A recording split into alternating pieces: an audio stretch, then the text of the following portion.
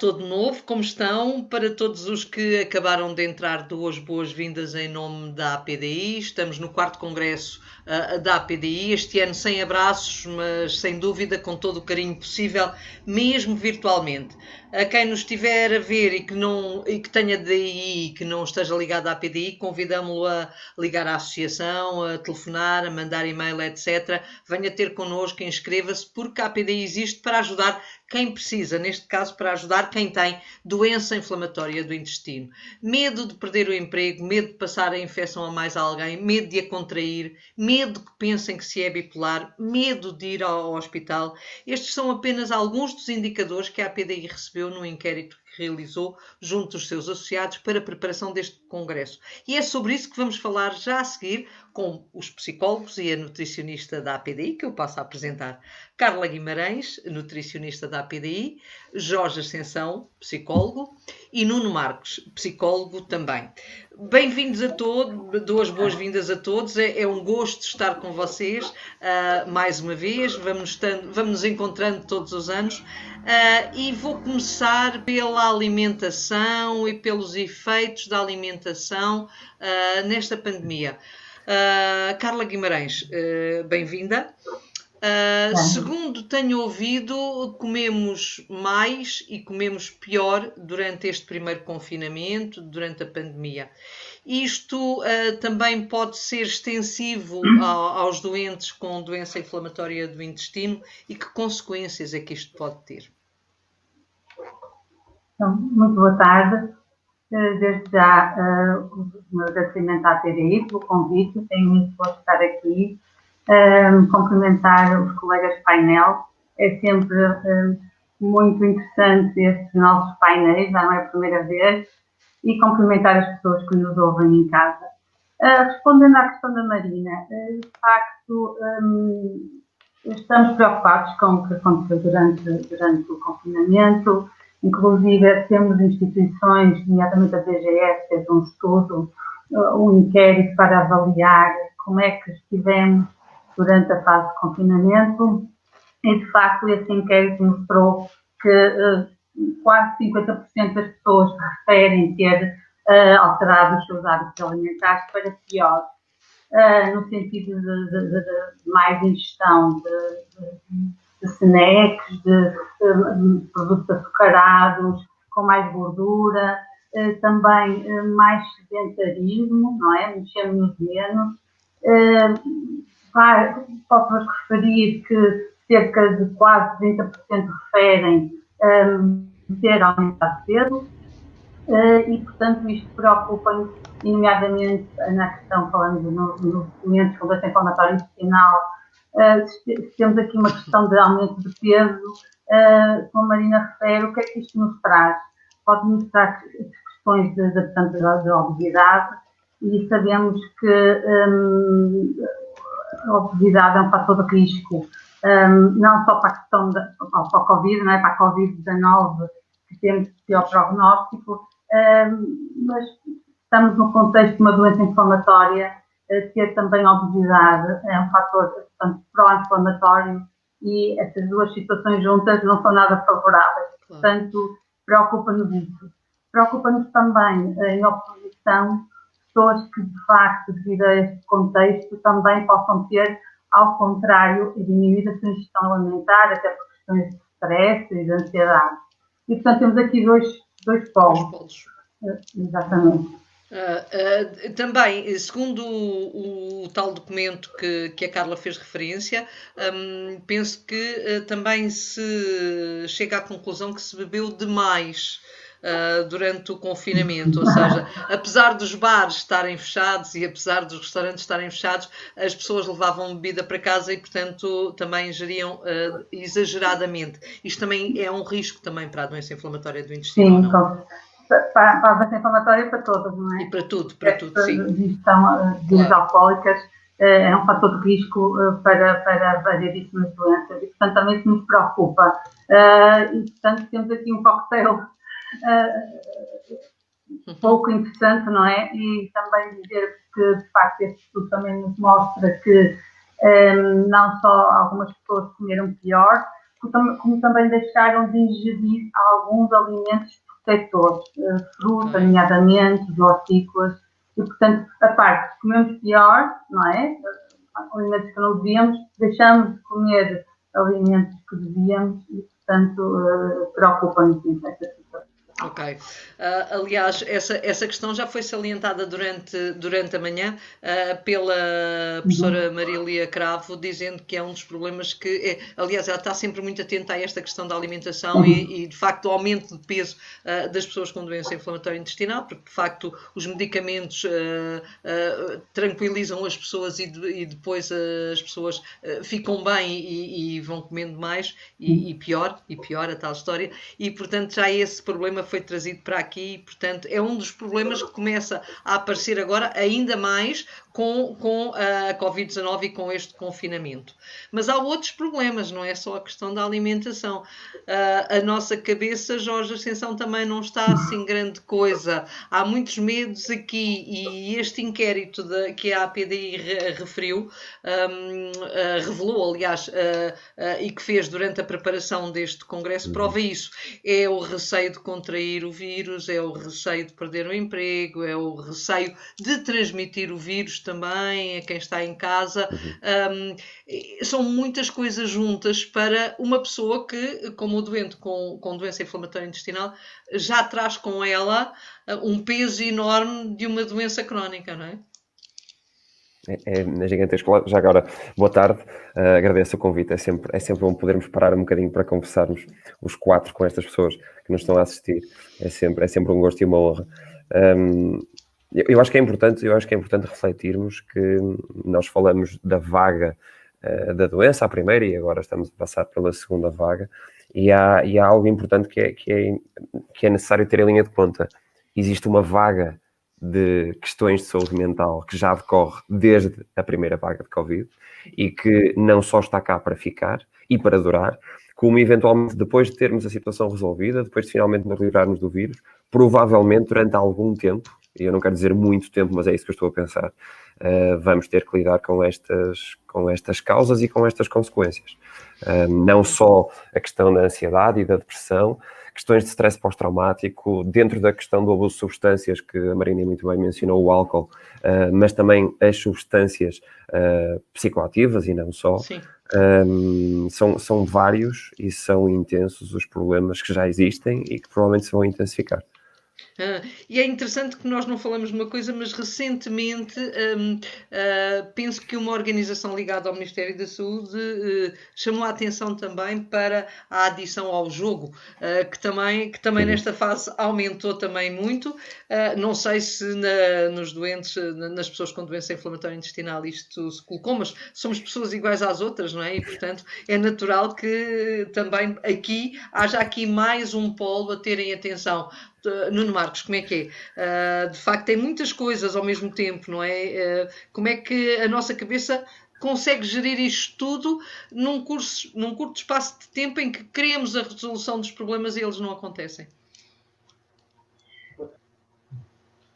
Boa tarde a todos. Em primeiro lugar, muito obrigado à PDI, à Marina, ao Jorge, à Carla e a todos que nos ouvem. É sempre um prazer, um gosto de estar convosco e poder esclarecer a nós e a todos os que nos ouvem. De facto, este confinamento trouxe-nos um problema complicado. De facto, há bocadinho a Carla falava nisso e o Jorge também fala, e aproveito para voltar a salientar. Há questões que já lá estavam. Na verdade, este confinamento muitas vezes só vem exacerbar o que já existe. Questões de alcoolismo, questões ligadas a uma alimentação incorreta e muitas vezes questões ligadas à própria sexualidade, intimidade das pessoas, ao cotidiano. Leva-me a pensar muitas vezes que isto é, no fundo, parafraseando o professor Henrique Barros, que eu vi ontem na televisão, isto não é uma guerra, isto é um convívio. Nós vamos ter que conviver com este vírus, de facto, vamos ter que nos habituar, provavelmente ele até terá vindo para ficar, não é? E terá sido um abanão que não é uma coisa aguda, pode tornar-se até uma situação, de certo modo, crónica. Pois. Portanto, há poucos dias até um paciente meu comentou, e fiquei com essa frase, as pessoas estão a perder o medo ao vírus. O que é que eu quero dizer com isto? Houve algum tempo em que, de facto, usamos uma máscara, fomos a tapar o nariz e a boca, corretamente, não nos acontecia nada durante algumas semanas, ou achávamos nós que passávamos relativamente incólumes à situação, E fomos relaxando naturalmente por uma questão de hábito. E é preciso ter cuidado para não relaxar. De facto, estamos agora provavelmente numa segunda vaga. Sim. Não está fácil. Aproveito até para comentar que a zona onde vivo, a zona de Louros, é das piores, a nível nacional, um dos concelhos mais afetados.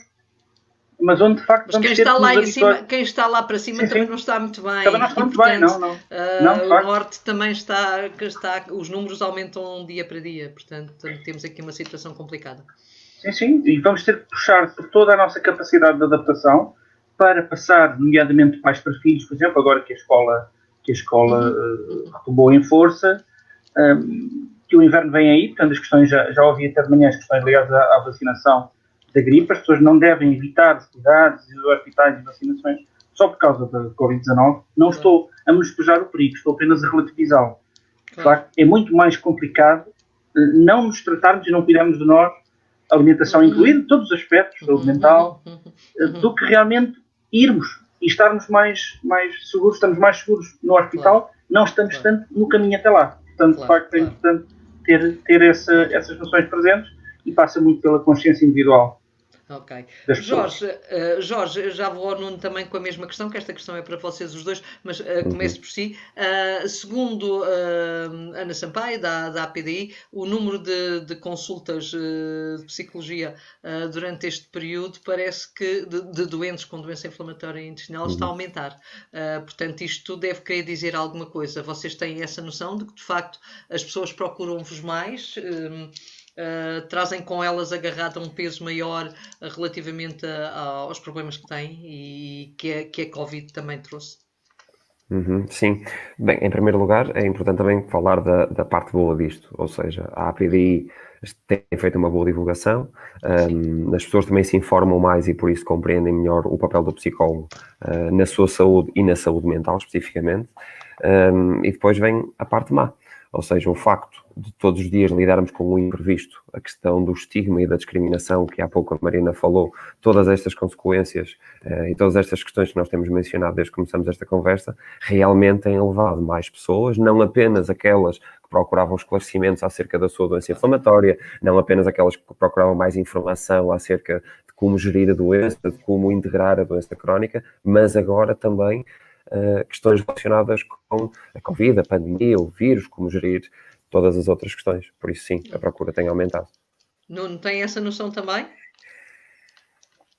Perfeitamente. Sinto que as pessoas têm realmente exacerbado e têm surgido mais com problemática ansiosa, ligada a esta situação, ligada ao próprio confinamento que passaram, e têm receio de entrarmos noutro. Portanto, vamos ver se isso de facto não acontece, espero que não.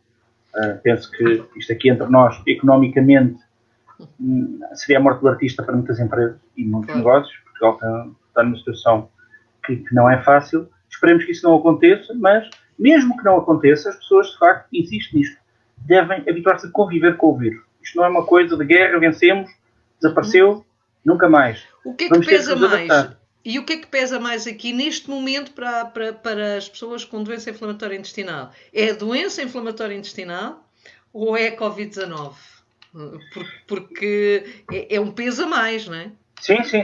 Eu penso que ambas as coisas pesam. De facto, as pessoas sentem, e de manhã de facto ouvi algo muito interessante e reforço aqui, parece que os doentes que fazem pelo menos o biológico têm supostamente alguma proteção, porque de facto a medicação reduzirá a inflamação associada a uma resposta imunitária demasiado vigorosa, por assim dizer, e que pode ajudar as pessoas de maneira a terem uma Covid-19 mais moderada. Mas, insisto nisto, não é altura para relaxar. Não vamos tirar máscara e andar por aí como se não fosse nada. Também agora há multas, não sei se conseguiremos que seja por aí. Jorge, concorda? Sim, sem dúvida. Eu estava a pensar algo que muitas vezes é mencionado em consulta, e eu acho que o ano passado no Congresso, por acaso, falamos disto, que uma pessoa com uma doença inflamatória intestinal é uma pessoa como outra qualquer que tem, infelizmente, aqui um bónus acrescido. Este bónus de responsabilidade, não só perante a sua saúde e perante os outros, mas que existindo um vírus que não sabemos onde é que ele está à espreita, não sabemos quando é que vamos contactar com ele, responsabiliza-nos mediante a sensibilidade que possamos ter, se fazemos, como o Nuno bem mencionou, se fazemos um biológico, se fazemos outro tipo de medicação, se ainda não estamos a fazer medicação, se já compreendemos ou não a doença. Uma coisa que eu tenho assistido nas redes sociais é pessoas com doenças crónicas autoimunes mais interessadas em saber pormenores acerca da sua doença. E assim, correlação não implica causalidade, mas eventualmente se isto está a acontecer porque estamos numa fase de dúvida, queremos saber mais acerca de saúde, não apenas Covid, mas saúde em geral, se calhar também é importante. E a questão da responsabilidade parece-me essencial aqui. Vamos voltar à alimentação, até porque temos aqui uma questão, porque de vez em quando, nestes períodos assim, também acontecem outras coisas, também de vez em quando se dá a volta pelo outro lado. E a Catarina Varges trouxe-nos aqui algo que eu não sei se será bom ou será mau, mas a Carla Guimarães já vai dizer. A Carla diz que está em casa há mais de 7 meses, em teletrabalho, continua a fazer exercício físico diariamente, essa parte é boa, de certeza, e fora de casa também sempre que consegue ir para zonas fora de Lisboa mais calma e menos populosas. A nível alimentar não aumentou de peso, nem alterou muito o tipo de alimentação, mas desde há 2 meses adota um regime de jejum intermitente de 16 a 18 horas de jejum e sente-se muito bem, com muito menos dores, cólicas e gases. Será adequado para quem tem doença de Crohn? E aqui uma pergunta que merece resposta de facto, porque está na moda, não é? Porque virou uma moda o jejum intermitente, de repente, não sei se lhe posso chamar uma dieta ou não, mas é uma forma de alimentação que entrou aí na moda e que toda a gente agora, os livros vendem-se como pão quase. Como é que é, Carla? Isto faz sentido ir este caminho ou não? Exatamente, a Marina disse bem, neste momento a moda, e nós temos que de facto ouvir estas coisas e nós como profissionais de saúde e tantas orientações que damos aos nossos clientes têm que ser orientadas pela evidência científica. De facto, o que é que os estudos nos dizem? Em termos de controle de peso, parece que é semelhante seguir um jejum intermitente ou fazer uma restrição energética contínua. E, portanto, nesse caso, de facto, se calhar para umas pessoas será mais fácil fazer esse tipo de regime do que uma restrição energética contínua. Para a doença inflamatória intestinal, eu sinceramente não conheço estudos, não temos resposta para isso. Se de facto científico, por isso, se calhar até pode ter uma alimentação mais equilibrada, porque não está aqui, portanto não foi reportado. Eu acho que quando as pessoas se preocupam em alterar a sua alimentação e pensarem um bocadinho sobre ela, se calhar pode não ter sido propriamente fazer um jejum intermitente, mas sim ter cuidado mais dela própria. Se calhar ter mais cuidado nos alimentos que escolhe e daí, de facto, ter melhores resultados. Mas isto, a evidência que nos precisou, de facto, é isto que posso dizer neste momento. Portanto, ir com calma e ver como é que reage, não é? Isso é essencial nesta fase, não é? Cuidado ao jejum intermitente, como é que as pessoas se sentem, devemos ter questões de dor de cabeça, nem toda a gente consegue fazê-lo e, portanto, se até ponderam isso, deve ser acompanhado. Ok, pelo menos ir vendo como é que é. Acompanhado Outro problema que se põe, e vou trazê-lo também para aqui, porque durante o dia já falámos nisso várias vezes, é a questão do teletrabalho. Os doentes crónicos, de um modo geral, com o medo de facto de contrair o vírus, a maioria deles, e não só os doentes crónicos, os portugueses de um modo geral, se puderem ficar em teletrabalho nesta fase, é uma coisa que qualquer um deles prefere. Os doentes com doença inflamatória do intestino também têm, segundo o inquérito da APDI, também levantam muito essa questão. Será que devo fazer teletrabalho? Será que é melhor? É uma opção mais válida do que andar na rua e poder contrair o vírus? Como é que é, senhores psicólogos? Começo pelo Jorge. Jorge, como é que é? Teletrabalho é de facto aqui uma mais-valia? É algo que parece que veio para ficar? parece que nos dá aqui alguma garantia de segurança. Temos de pensar assim ou não? Não, eu acho que há aqui vários fatores a ter em linha de conta, que é uma vantagem, graças à tecnologia que temos hoje em dia, sem dúvida que o é. Agora, provavelmente, e se calhar aqui os empresários é que poderão também falar acerca disso, a questão é que nem todas as profissões podem ser executadas em regime de teletrabalho. Dou-vos um exemplo, eu era bastante reticente com a consulta online, até não ter outra hipótese na altura do confinamento de março e abril. Nessa altura, porque era uma necessidade e porque era a única forma de continuar a fazer o trabalho, pelo menos até desconfinarmos, foi uma opção funcional, com alguns cuidados, com bastantes cautelas, com o esclarecimento que era diferente, mas o que é certo é que neste momento já estamos em outubro e, apesar de ter voltado às consultas presenciais em abril, 27 ou 24 de abril, neste momento, todos os dias, pelo menos uma consulta online é realizada. E isso permitiu não só apenas atender e ajudar as pessoas que estavam longe em Portugal, também aquelas que não se podiam deslocar por uma questão de fazerem parte do grupo de risco, porque estão isoladas em isolamento obrigatório ou quarentena profilática, ou seja, passou a ser uma vantagem extra que sinceramente não estou a ver a terminar. No entanto, há aquela questão que eu costumo chamar de tempero, ou seja, é importante pensar que também há situações em que não se consegue distinguir se estão a trabalhar em casa ou se estão a fazer as lidas de casa no trabalho. O que é que eu quero dizer com isto? O facto de trabalharmos em casa pode implicar uma necessidade maior de estruturar o horário, de estruturar os momentos de lazer, porque caso contrário, estamos na toca, estamos isolados do mundo, estamos isolados dos outros, e isto pode levar a abuso dos horários de trabalho ou a falta de estrutura no trabalho e, por isso, a falta de cumprimento dos objetivos. Isto trará naturalmente consequências, não só para o profissional, mas para a pessoa a quem ele presta serviços. Nuno Marcos, eu acrescento aqui outra coisa, e será que nós nascemos mesmo para trabalhar sozinhos ou para trabalhar em casa, ou faz-nos falta a ida ao café para falar com o amigo, a conversa sobre o fim de semana com outro colega do lado? Como é que é? Nós vamos conseguir viver toda a vida assim? Em minha opinião, muito sincero, que é pessoal, que é profissional, não. De facto, nós somos, já os filósofos gregos diziam, nós não somos ilhas, nós somos gregários, somos animais sociais, precisamos de funcionar em sociedade. Eu estava a pensar, e a ouvir o Jorge, estava a pensar, de facto, é importante que realmente as pessoas ajustem rotinas e se adaptem a esta nova realidade, como digo, eu tal convido.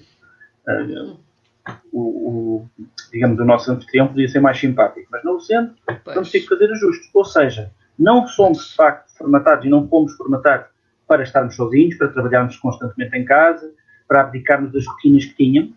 É preciso ver também que, além dos hábitos e rotinas, cada pessoa é uma pessoa, cada pessoa tem a sua personalidade. Há personalidades que se dão bem em teletrabalho, pessoas menos dadas ao convívio, pessoas mais isoladas, não terão grande problema. E tem grande problema, isolamento prolongado, é sempre problemático. De facto, não fomos feitos para um teletrabalho intensivo e sistemático, só que, de facto, estou como o Jorge diz, não há perspectivas de terminar esta via, até porque se já fizemos quase todos, felizmente, um switch para o online, isso mantém-se. Eu também, pela minha experiência, reparo que muita gente que não quer presencial ainda por receio, prefere o online e tem-se dado relativamente bem nisso. Agora, como psicólogo também digo, não há nada como o presencial, e as pessoas também concordam, quer dizer, não há nada como o presencial, como estar com os amigos, como ir ao café, como ir ao psicólogo, como ir fazer a vida como de antes, não é?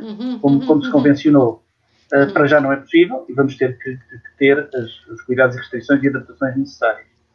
Em março, eu penso que, no início do ano, quando a pandemia apareceu, eu penso que todos nós pensámos que isto era uma coisa, eu própria pensei isso, que lá para novembro, dezembro já tinham descoberto uma vacina, um medicamento, etc., e que já estaríamos a voltar ao nosso normal.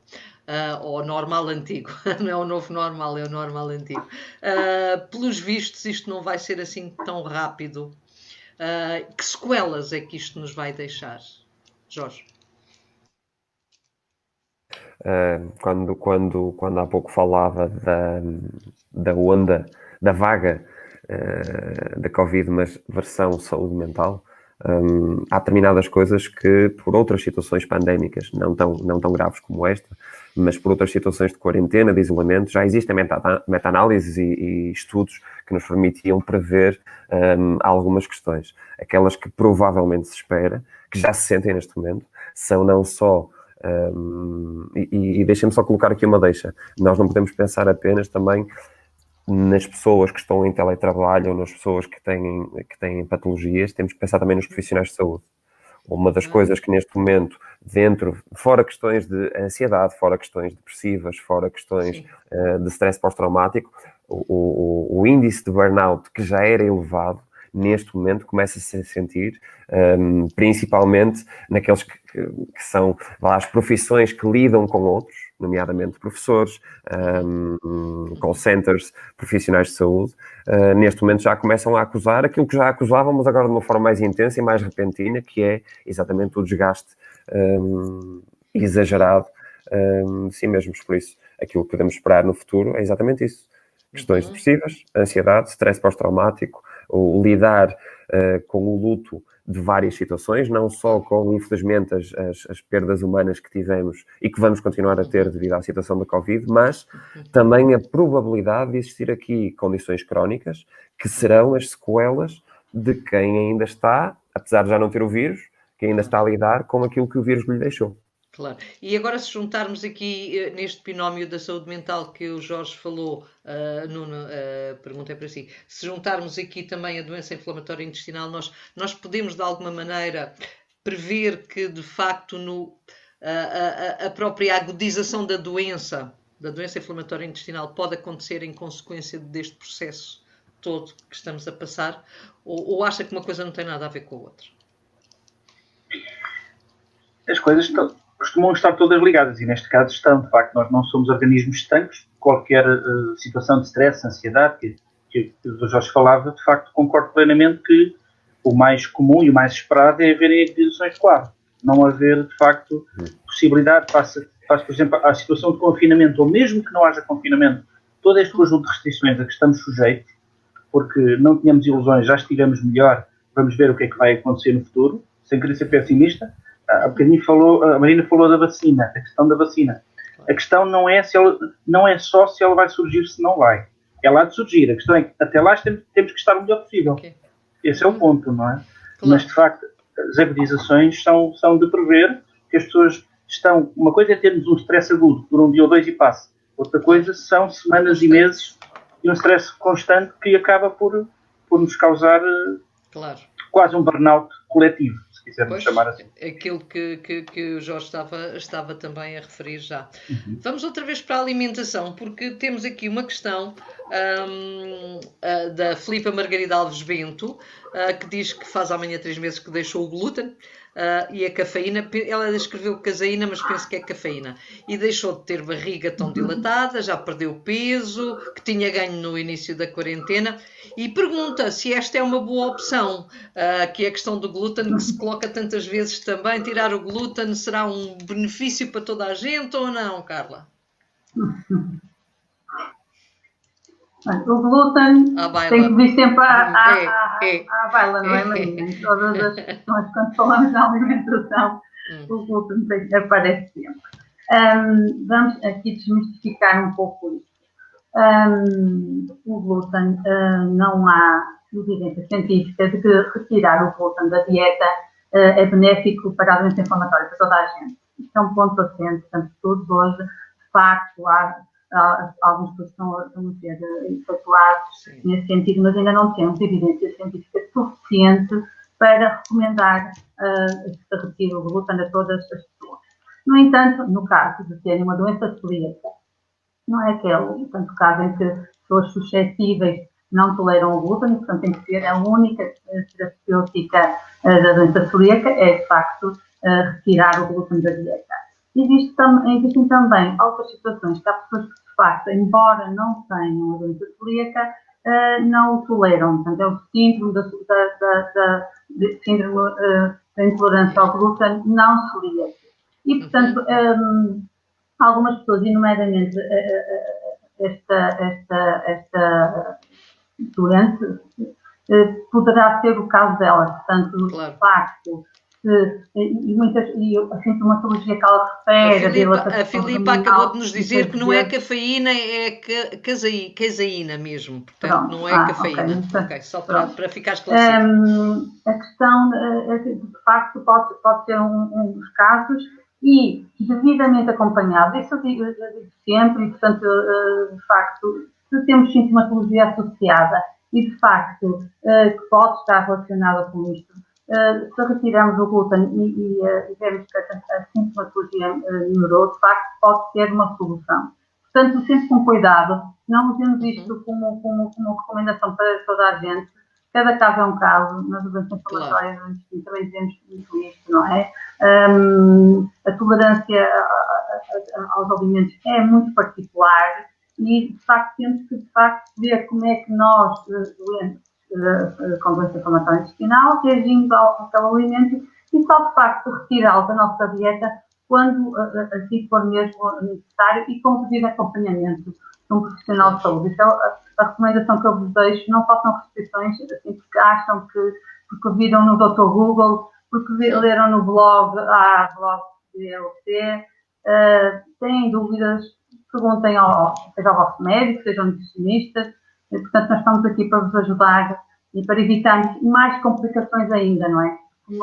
É uma doença crónica e associada às restrições que são necessárias, que podem ter um impacto no estado nutricional. Portanto, temos que ter cuidado com essas situações. Está bem? Muito obrigada, Carla. É muito importante essa explicação para todas as pessoas que nos estão a ouvir. Vou trazer agora um tema que também tem estado na ordem do dia, não apenas e não relacionado com a doença inflamatória intestinal, mas que tem aqui um peso junto dos portugueses muito grande e já se começou a sentir isso, que é a questão dos divórcios em virtude do confinamento, em virtude de as pessoas estarem mais juntas, mais tempo, ou porque houve confinamento, ou porque depois continuaram juntas com o teletrabalho. Jorge, e ontem já tínhamos falado nisto com o Nuno e tínhamos dito que se calhar se a coisa correu mal devido ao confinamento é porque se calhar a coisa já estava mal antes. Eu não sei como é que é e nós não temos ainda dados relativamente aos casais que viveram esta situação com doença inflamatória intestinal. Mas qual é a sua percepção? De facto, há aqui problemas acrescidos na relação a dois, devido a este vírus e a estes novos tempos? A percepção que podemos ter, eventualmente, vai ser geral, ou seja, ainda não houve tempo para termos aqui estudos mais ou menos fiáveis. No entanto, o que nós podemos presumir daquilo que sabemos antes é que um determinado sistema sob pressão, eventualmente, aquilo que já será frágil, será onde vai quebrar. Se calhar também estamos a assistir isso noutros sistemas de outras áreas. Por isso, a família e o casamento ou o relacionamento enquanto sistema, se eventualmente tiver fragilidades, tem uma boa oportunidade, neste momento de crise, de mudar para melhor ou de mudar para que cada um cuide de si a partir daquele momento, sem serem um casal. E em boa parte, é isso que se tem sentido. Ou seja, os relatos que vou ouvindo, até de outros colegas que trabalham também especificamente casais, é que houve casais que se tornaram mais fortes, mais resilientes, que foram buscar novas ferramentas e que até nesta fase aproveitaram para procurar aconselhamento ou psicoterapia, mesmo à distância, e que devido a isso afinaram alguns dos processos que tinham vindo a adiar. Outros casais, infelizmente, devido àquele primeiro confinamento e devido a outras mudanças que aconteceram entretanto, porque temos que voltar a tocar no aspecto do teletrabalho, temos que voltar a tocar no aspecto das crianças que ficaram em casa, na telescola, e que eventualmente voltaram ou não. Há crianças que só agora, no início deste primeiro período, é que voltaram a sair de casa mais à vontade e voltaram a estar com os amigos. E lá está, nós continuamos aqui com várias tarefas em jogo, porque ainda não voltamos à normalidade, ainda estamos neste novo normal. O que sobrecarrega o sistema e que, por isso, interessa que evolua e cresça para se adaptar a estes novos desafios. A questão dos filhos é também muito interessante, Nuno, porque houve alturas, e viu-se muito isso nas redes sociais, houve alturas em que, quando as pessoas ficaram confinadas, um dos problemas de facto era gerir a questão dos filhos com a questão do teletrabalho, porque o tempo não dava para tudo. Não havia hipótese de se conseguir fazer tudo aquilo que. E parecia que o dia, as horas passavam demasiado rápidas e não se tinha feito metade daquilo que antes se fazia. Acha que esse processo foi recuperado? As crianças também voltaram para as escolas, é verdade. Se calhar recuperou-se aqui alguma coisa. O que é que acha, Nuno?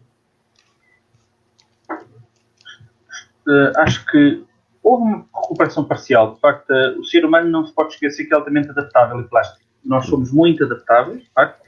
O regresso das crianças à escola veio aliviar um bocadinho alguns teletrabalhos que estavam sob grande pressão, como o Dr. Jorge disse bem. De facto, o sistema estava muito pressionado a todos os níveis.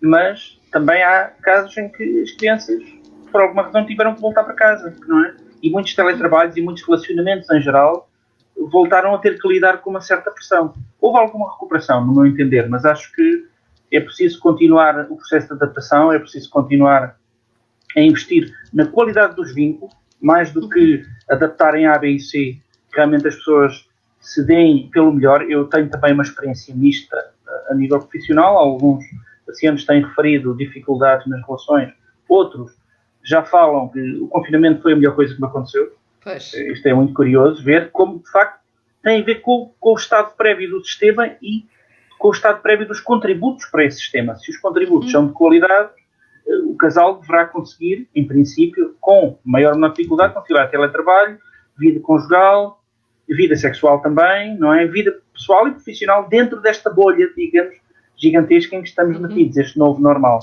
Quando, de facto, a qualidade dos contributos é má, o sistema fragiliza e muitas vezes quebra. Interessante isso. Vamos tocar agora num ponto que também é interessante, Jorge, a questão do sexo. E eu há dias tenho aqui duas vertentes que são muito engraçadas e que eu gostava, não sei como é que isto se passa na doença inflamatória intestinal ou se será diferente em relação a isto, mas, por exemplo, aquilo que o professor Daniel Sampaio há dias disse é que iríamos ter de voltar a reaprender a fazer sexo, porque durante a parte do confinamento o sexo quase que diminuiu muito ou quase que não houve. Por outro lado, e isto é interessante, recentemente eu estive numa conferência de VIH-Sida, em que já havia dados internacionais que diziam que as infecções tinham diminuído durante o tempo de confinamento. Porquê? Porque não houve relações extra-casal. As pessoas ficaram em casa e, portanto, não houve infecções a esse nível. O que também quer dizer, se calhar, que também aqui o sexo diminuiu. Portanto, o confinamento terá sido aqui um fenómeno que funcionou dessa maneira, ou seja, ficamos juntos e, portanto, acabou aqui o sexo e agora é preciso reaprender este processo todo, ou não? Nós podemos estar aqui até amanhã, por esta hora. Porque a questão é, aliás, as questões que este vírus nos trouxe são multifatoriais a vários níveis. Se há 1 ano, ou 2 anos, ou 3 anos, nós discutíamos questões de disfunção sexual na doença inflamatória intestinal, sim. Em que, assim, de uma forma muito resumida, para não nos alongarmos, abordávamos as questões das dificuldades sexuais provocadas por fístulas, por questões relacionadas diretamente com sintomas da doença inflamatória. Se havia as questões secundárias, porque eu tenho uma ostomia, porque eu tenho dores, porque eu passo todo o dia em cuidados e depois à noite não consigo sentir-me um sex symbol, ou apenas por questões terciárias, seja a depressão, seja a ansiedade, claro. E lá está, a depressão e a ansiedade, se considerarmos desde a grave à moderada, vamos apanhar cerca de 2/3 da população com doença inflamatória intestinal. Tudo isto, já antes da pandemia, tinha impacto na sua saúde sexual. Agora, junta-se a pandemia e está a tempestade perfeita criada. Ou seja, se por um lado, e realmente são boas notícias essa questão da falta de promiscuidade das pessoas durante o confinamento. Quer dizer que realmente cumpriram com o confinamento e não andaram a fazer as obrigatoriamente, não obrigado, sim, mas cumpriram. Por outro lado, eu não quero ser destruída de sonhos, mas durante as quarentenas, durante os confinamentos, houve muita gente que ficou infectada, o que colocou em causa exatamente o método do confinamento como forma de prevenir a disseminação do vírus. Por isso também houve gente que quebrou a regra, porque trouxe o vírus para casa, por isso pode não ter trazido só Covid. Pois, é verdade. Há aí uma dupla situação. Nuno, quer acrescentar alguma coisa ao que disse o Jorge relativamente a esta problemática mais sexual, digamos assim? Temos aqui um problema para resolver no futuro, de facto. Acho que mais do que um problema, podemos ver também isto como uma oportunidade, porque no fundo, estudos já antigos na psicologia que nos dizem que também há uma coisa chamada o efeito de simples exposição, em que eu vou ficar mais atraído por uma pessoa com quem passo mais tempo. E, por exemplo, se realmente num casal, como digo, se a qualidade de contributo é boa, eu até posso melhorar a minha vida sexual no confinamento. Pois, pode. Também posso piorar, não é? E, no fundo, é importante perceber, acima de tudo... Mas então como é que vocês explicam o número de divórcios? Como é que vocês explicam o aumento do número de divórcios durante o confinamento? Eu sinto que o confinamento só veio realmente contribuir com uma gotinha de água. O problema já lá estava. Pois. Tem a ver com aquilo que o Jorge referiu, e muito bem. Se realmente o sistema já estava muito pressionado, vai quebrar por onde está mais frágil. A corda parte sempre pelo lado mais fraco. E nesse caso... Enquanto há casais dizem, por exemplo, até por brincadeira, eu já acho a minha mulher simpática. Outros dirão, já não o posso ver ou já não o posso ver, e portanto, aí, de facto, é preciso perceber que os determinantes anteriores ao confinamento é que vão determinar muitas vezes o que é que se passa durante o mesmo. Portanto, se vai para melhor ou se vai para pior. E digam-me uma coisa, e eu sei que isto vocês até já estou a adivinhar a resposta que me vão dar, que é cada caso é um caso, mas é saudável viver 24 horas com a mesma pessoa, constantemente? Queres começar tu?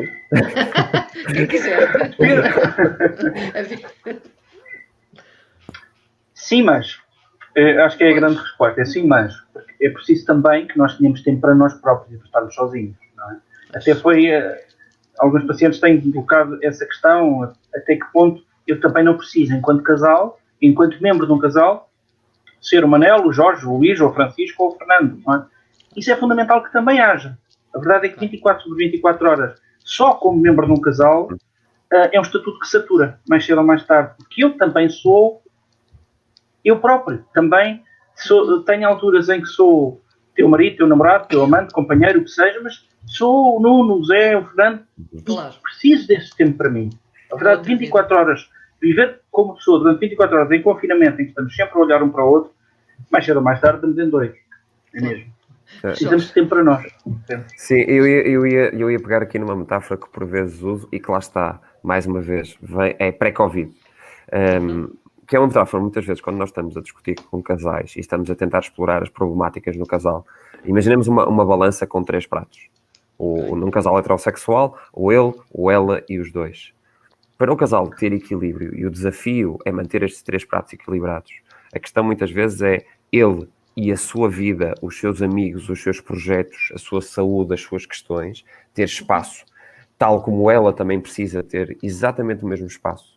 E dentro deste relacionamento ou dentro desta vida que ambos pretendem e ambos projetam, o prato dos dois conseguir funcionar sem prejudicar nenhum dos dois e em perfeita harmonia e equilíbrio, ok? Claro. Muitas vezes, não quero generalizar, mas é comum encontrarmos um desequilíbrio num destes pratos, numa relação mais obsessiva, mais tóxica, mais manipuladora, mais dominadora, mais submissa, em que só temos ele e pouco dos dois e pouco dela, só temos ela e a mesma questão. Cada um só se preocupa com o seu trabalho e com a sua própria vida e então não temos casal. Ou então temos uma relação neurótica muito fechada em que só existe casal e não existe a vida individual de cada um.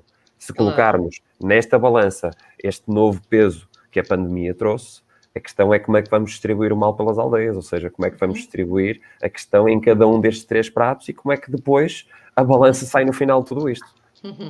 Eu ainda quero, de facto, falar com a Carla sobre alimentação, mas ainda vou esgotar este tema e depois vou à Carla no final, que é... Como é que este tema, se calhar, é um tema novo? Porque, por um lado, nós vemos muitos divórcios, já aí falámos, mas também vemos uma grande vontade das pessoas de casar.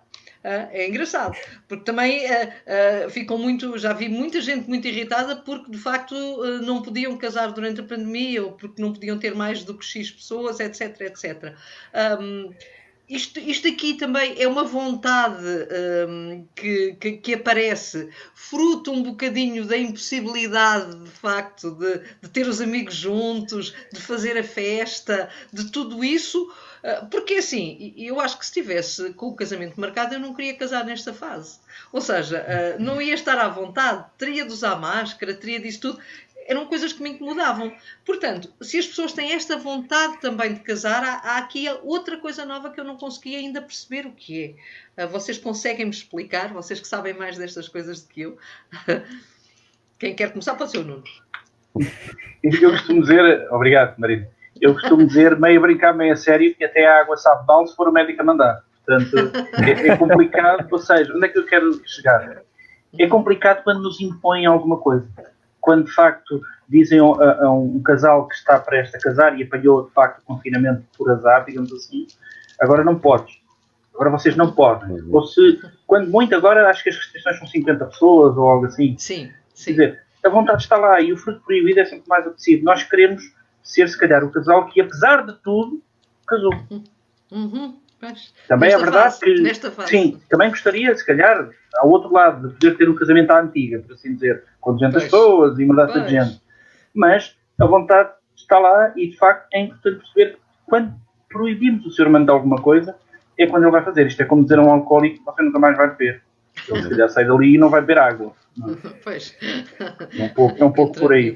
Entra noutra dimensão. O Nuno tocou exatamente na grande questão, que é esta retirada de controle, que nós tantas vezes noutros congressos da APDI discutimos em relação ao surgimento da doença crónica e do retirar do poder de decisão que eu tenho sobre a minha vida, nas questões que estão relacionadas com a pandemia, e lá está, não é apenas este vírus invisível, que eu não sei se vou apanhar, como é que vou lidar com ele, é também os governos que tentam andar a apagar fogos à medida que eles surgem, eventualmente tentar preveni-los quando conseguem, que é esta retirada de controle que nos deixa carentes de pessoas, carentes de abraços, carentes de convívios, em que eu não sei se houve mais casamentos pelo civil sem festa ou necessidade de casamentos com festa em que juntamos os familiares todos, contra todo o senso daquilo que é neste momento nos isolarmos. O ser humano é um animal social, o Nuno mencionou muito bem, nós precisamos de pessoas e precisamos de estar com os outros, só que se o estar com os outros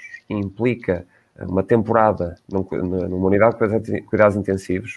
Julgo que foi ontem que o presidente belga, quando falou das novas regras do confinamento, falava que sem saúde não há liberdade. E a questão é esta, nós podemos lutar contra este controle, nós podemos entrar nesta negação de que isto não é tão grave assim, de que até há figuras públicas que em 3 ou 4 dias se livraram da Covid, mas a verdade é que temos mais de 1000 pessoas internadas neste momento, em Portugal. Claro. É isso, a realidade é essa. Carla, vamos fazer qualquer coisa prática lá para casa, para ajudar as pessoas lá em casa. Qual é a dieta ideal nesta fase não estamos numa fase de confinamento, mas estamos a passar por uma fase complicada? Qual é a dieta ideal? Há alguma coisa? Nós andamos menos, fazemos menos exercício, vamos menos ao ginásio, cada vez vamos menos ao ginásio, mesmo que o continuemos a pagar, se calhar não vamos, que é o meu caso, porque temos medo, porque há aqui uma data de coisas ainda acrescidas a isso. Portanto, qual é... e nós sabemos que 70% de nós é aquilo que comemos, não é? Segundo dizem, até os próprios PTs dizem isso. E, portanto, qual é a alimentação ideal nesta fase?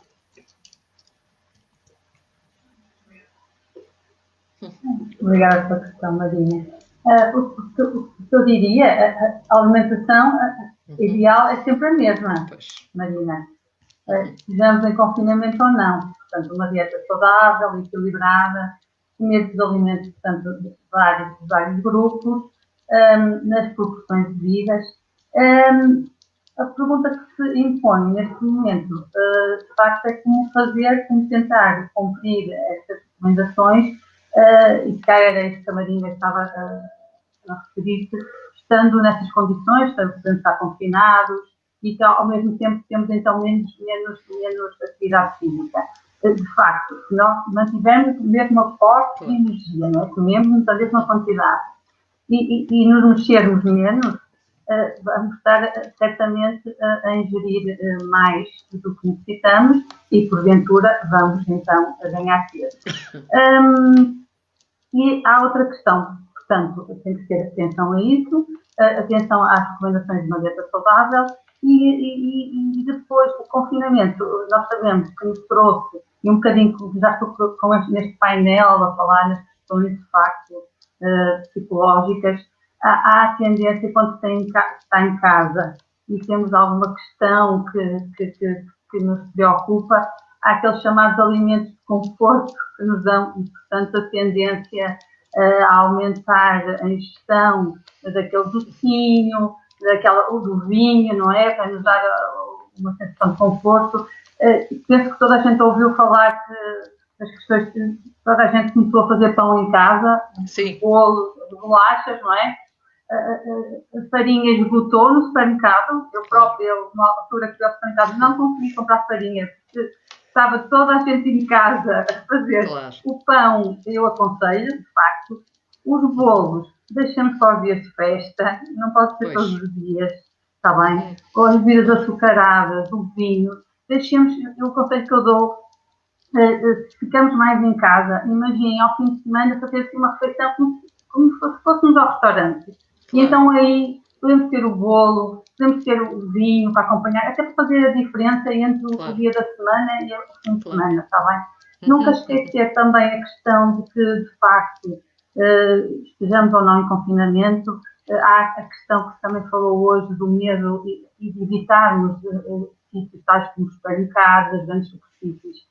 O número de vezes que se vai às compras com certeza é menor, e põe-se aqui a questão da compra dos produtos frescos, nomeadamente a fruta, que é tão precisa, os vegetais. Podemos optar por fruta que tenha mais validade e por que não, congelado, ou artigos congelados. O peixe, se não podemos ter o fresco, o congelado pode ser uma opção, está bem? Portanto, não deixemos que isso seja desculpa para ter em casa os alimentos que nos fazem bem, que nos mantêm em bom estado nutricional e, falando neste contexto de Covid, que nos protejam, não é? Portanto, já falamos também hoje de manhã com a professora Maria Via a questão de que temos que ter um bom estado nutricional. Portanto, seja evitar engordar, seja evitar ter pouco peso, o estado nutricional é muito importante para estarmos preparados para que a própria terapêutica e sabemos da doença funcione e estamos preparados caso tenhamos a infecção pela Covid, que estejamos mais preparados. Referiu-se também, não queria deixar de referir isto, a professora Maria falou na vitamina D. Sim. De facto, mas eu não queria deixar, porque aqui há tendência e há o perigo das pessoas rapidamente acharem que tomam a vitamina D e já estão bem, não é? E não precisam ter uma alimentação saudável, está bem? Há aqui esta questão, eu percebi a questão da professora Maria D, e sim, os médicos estão atentos, não vão agora correr para toda a gente, para as farmácias a comprar o suplemento. Tudo que é suplementado, seja a vitamina D ou outra, devem ser discutidos com o vosso médico ou com o vosso nutricionista, está bem? Portanto, e isso, tudo que vem com suplementos, muitas vezes não é o veículo mais interessante. No caso da vitamina D, sim, pode ser uma solução, mas muitas outras vitaminas nós precisamos, muitos outros minerais precisamos, e que seguimos uma alimentação saudável, certamente que teremos o aporte de todos estes nutrientes que necessitamos. Ok. Eu tenho ainda uma pergunta que nos chegou agora. Eu penso que a pergunta não seria para vocês e já foi respondida até na primeira mesa de hoje. Não sei se alguém quer dar a resposta à Fátima Soares ou se lhe dizemos para ela ir ver a sessão da manhã, que é qual a melhor altura para estes doentes crónicos tomarem a vacina da gripe. Eu penso que hoje de manhã quer a doutora Marília Cravo, quer a doutora Cândida responderam, mas não sei se algum de vocês quer dizer. Portanto, aquilo que foi dito durante a manhã foi que, portanto, seria a partir do dia 19 que a vacina estaria disponível e, portanto, a partir do dia 19, quer através do centro de saúde, caso tenham recebido a declaração de que, como doente crónico, têm direito à gratuitidade da vacina, podem ir ao centro de saúde, quer seja na farmácia também a partir daí, caso ela esteja disponível já. Mas não sei se alguém quer acrescentar alguma coisa, e, portanto...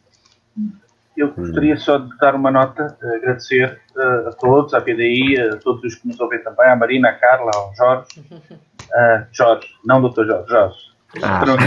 Nós aqui estamos todos a tratar pelos nomes, porque... Certo. Mas reforçar aquilo que também tem sido dito também ao longo da manhã e, no fundo, também da parte da tarde, dizer às pessoas que quando aí não deixem de ir aos hospitais, não evitem as vacinas, não tenham medos de andar em direção à vossa própria saúde. Portanto, o risco é maior no caminho para o hospital do que no hospital propriamente dito. Claro. É só deixar esta nota porque as pessoas, de facto, têm evitado muito sair de casa. Realmente o Covid anda aí. Nós sabemos que é uma doença complicada e ainda não inteiramente explicada, infelizmente, mas só alertar as pessoas quando aí, e no fundo quaisquer outras, para não descurarem a sua própria saúde, evitando hospitais e vacinas. Vacinem-se, vão aos hospitais, tratem de vocês. Este foi o conselho do psicólogo Nuno. O conselho do psicólogo Jorge, qual é? Sim, eu vou tirar-lhe um minutinho para uma coisa que me tem assustado um pouco e que eu tenho visto, tenho acompanhado de perto, porque à medida que o sistema, o Serviço Nacional de Saúde se desdobra de maneira a dar acompanhamento a toda a gente, a questão é que realmente é muita gente e à medida que o sistema vai ficando sobrecarregado, a resposta demora e tarda. Com isto, algo que se tem notado que tem crescido de forma sinceramente assustadora são as notícias falsas, é a desinformação, é o desvio das pessoas para aquilo que não lhes fará bem e atrasará até futuras situações de tratamento. Quem tem uma doença autoimune acaba, mais uma vez a questão da responsabilidade, acaba por ser muitas vezes o alvo preferido deste tipo de situações, acaba por ser quem no desespero acaba por partilhar muito mais depressa este tipo de informações e até nesse desespero acabar por fazer aquilo que não deve. Por isso, o melhor conselho que eu tenho para vocês é, na dúvida, contactem o profissional de saúde que vocês confiam e conhecem pessoalmente e esclareçam com ele ou com alguém que ele recomende aquela dúvida. Não tomem como certo apenas porque está na internet, apenas porque a pessoa tem um estetoscópio ao pescoço, apenas porque é uma notícia que ninguém pode divulgar e porque os jornais não tiveram acesso e porque a indústria farmacêutica qualquer coisa. Cuidem-se, protejam-se, procurem a informação correta. Muito obrigada, é muito importante ter trazido esse tema e esse tema dava pano para mangas, que é a falta de uma informação de qualidade que de facto nós precisamos e que era exigir, era quase obrigatório nesta fase e que de facto não tem existido. Mais uma vez foi um gosto ter estado com vocês neste debate, neste 4º congresso da APDI. Espero, e eu tenho a certeza que isso, quem nos esteve a ver, ganhou aqui muitas noções novas que se calhar nem tinha pensado nelas. Muitas vezes as coisas estão à nossa frente e nós não as conseguimos agarrar, não as conseguimos perceber e de facto às vezes basta uma palavra para as entender e vocês têm esse dom, os três têm esse dom de facto pegarem palavras e de nos pôr cá para fora aquilo que é necessário. Isso é muito importante. Obrigada a todos por mais este debate com vocês. Esperemos que para o ano já estejamos juntos de outra maneira, presencialmente, com mais beijos e mais abraços. Muito obrigada a todos. Eu vou eu vou sair, porque a seguir já não é comigo, vai entrar daqui a pouco a Sandra Catarino da APDI para falar com todos os presentes. Muito obrigada a todos e até à próxima.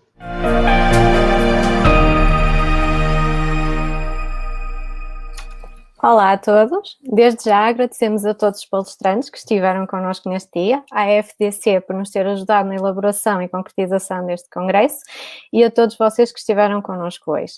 Ao longo do dia, então, tivemos 3 mesas com temas igualmente interessantes e nelas debateram-se assuntos que nos preocupam, sobretudo nesta atualidade, e que nos levantam dúvidas e receios. Esses debates foram muito elucidativos no geral e podemos dizer que algumas informações foram até bastante positivas.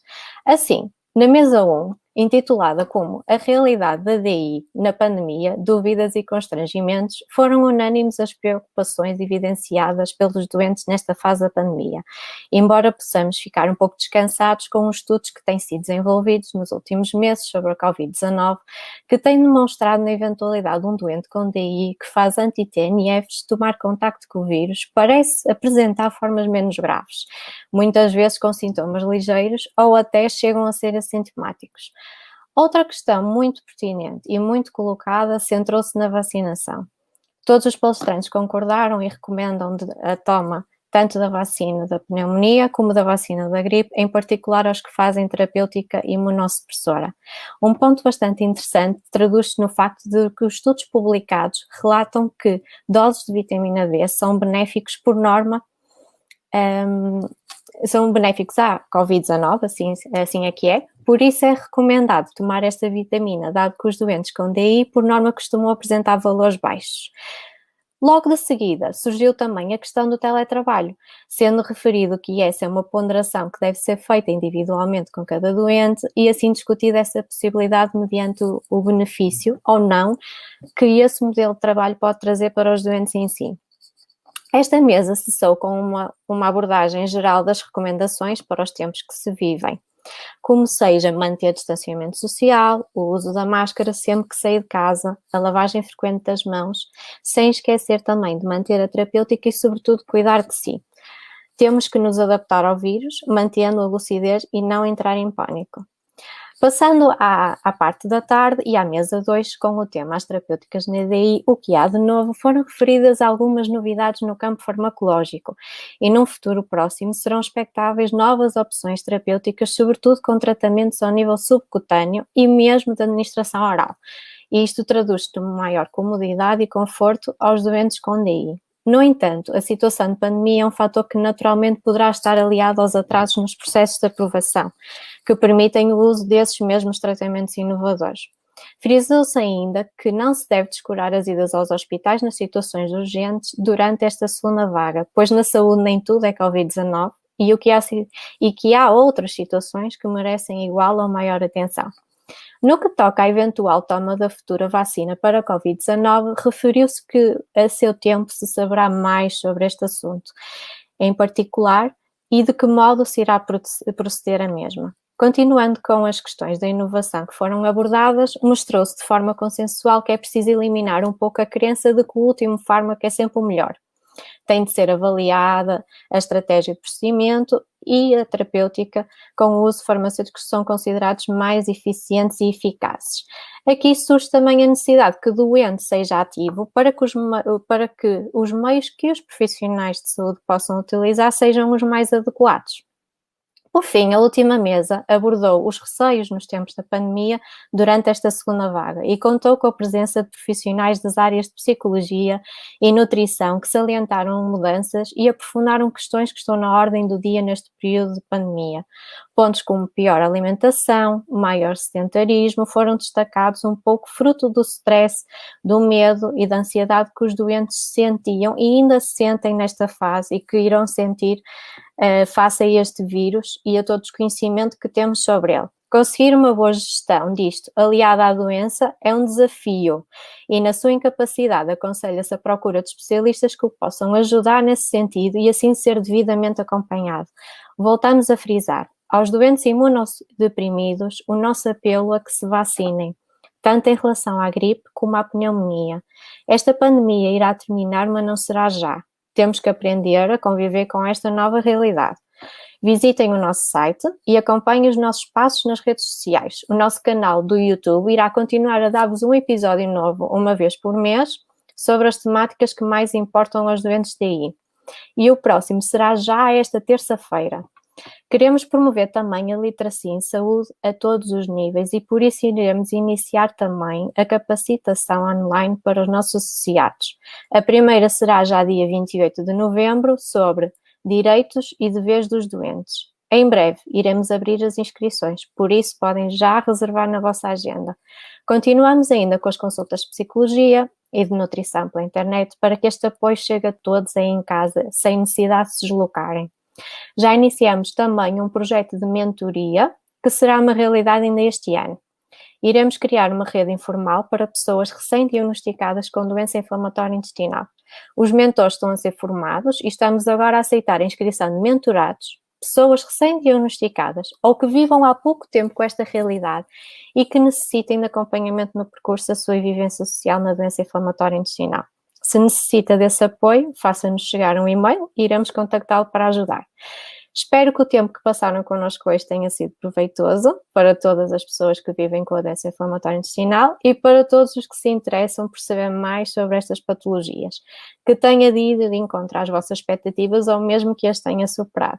O Congresso irá regressar novamente em outubro do próximo ano. Até lá estamos disponíveis para vos ajudar. Contactem-nos para o e-mail ou para o telemóvel. Estaremos sempre do outro lado da linha para vos ajudar. Fiquem bem e resta-nos desejar-vos um bom resto de fim de semana. Muito obrigada a todos.